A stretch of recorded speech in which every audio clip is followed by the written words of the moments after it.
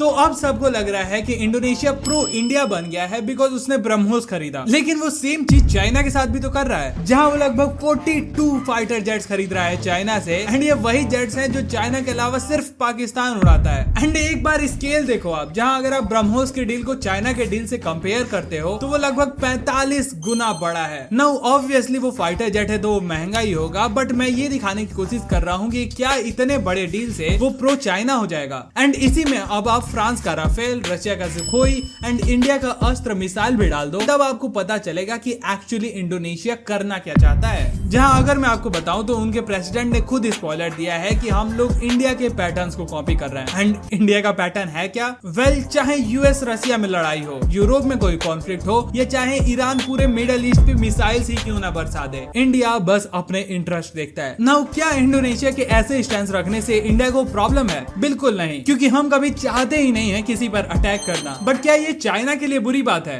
Definitely yes, because जिस south China सी पर वो कब्जाना चाहता है वो खुद इंडोनेशिया का पार्ट है। एंड अब सरप्राइज मत होना अगर फ्यूचर में कभी इंडोनेशिया चाइनीज फाइटर जेट से ही चाइना के ही नेवल पर अटैक करे। सो या, जैसे इंडिया नंबर 1 बनना चाहता है वैसे ही हम भी दुनिया के सबसे बड़े जियोपॉलिटिकल क्रिएटर बनने जा रहे हैं। So make sure you follow me right now.